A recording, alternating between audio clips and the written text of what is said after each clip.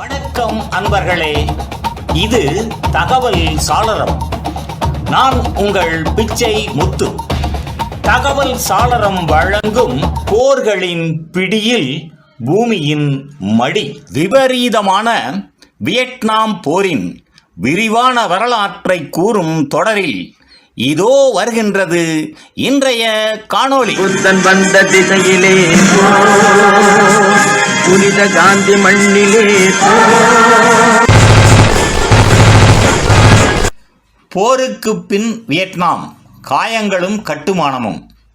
போர் முடிந்தது, ஆனால் அமைதி உடனே வரவில்லை. 1975 பின்னர் வியட்நாம் ஒரு புதிய போரில் நுழைந்தது. அது மீண்டும் வாழ்வதற்கான புதிய போர். ஒருங்கிணைப்பு காகிதத்தில் எளிது, ஆனால் தரையில் கடினம். வடக்கும் தெற்கும் ஒரே நாடாக இணைந்தது. அறிவிப்புகள் வந்தன, ஆனால் இரு சமூகங்கள், இரு அனுபவங்கள், இருவகையான பயங்கள் ஒரே நாளில் ஒன்றாக மாற முடியவில்லை. மறுவாழ்வு முகாம்கள், அமைதியின் சிறைகள். பழைய தென் வியட்நாமிய அதிகாரிகள், படை வீரர்கள் மறுவாழ்வு என்ற பெயரில் முகாம்களுக்கு அனுப்பப்பட்டனர்.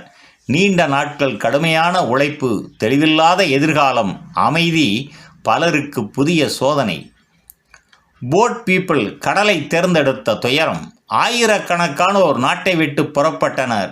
சிறிய படகுகள், கடல் பயணம், பசி, புயல், மரணம். அவர்கள் தப்பிக்க முயன்றார்கள்.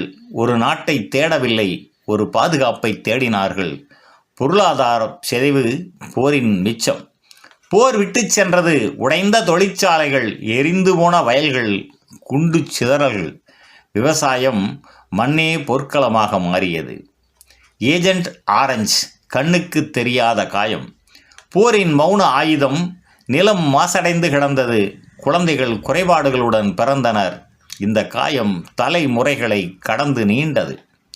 கம்யூனிஸ்ட் பொருளாதாரம், கட்டுப்பாடும் குறைவும்.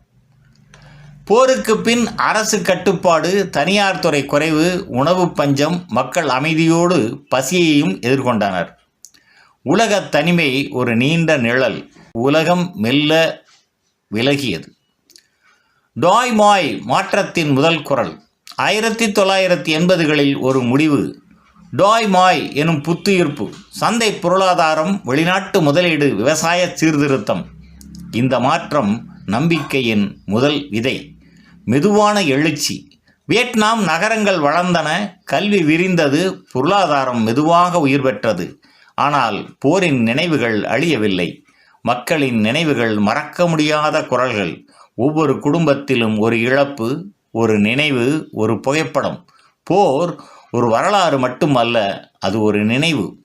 நிறைவாக, போர் தேசங்களை உடைப்பது எளிது, ஆனால் அவற்றை மீண்டும் கட்டுவது எளிதல்ல. அதற்கு பல தலைமுறைகள் தேவைப்படுகின்றது. வியட்நாம் அந்த பாதையில் தான் பயணித்தது. காயங்களுடன், பொறுமையுடன், நம்பிக்கையுடன். போர் முடிந்தது, ஆனால் அதன் பாடங்கள் இன்னும் உலகத்திற்கு கற்றுக் கொடுத்து கொண்டே இருக்கின்றன. நன்று நண்பர்களே, இந்த தொடரின் பிறிதொரு காணொளியில் மீண்டும் சந்திப்போம். நன்றி, வணக்கம்.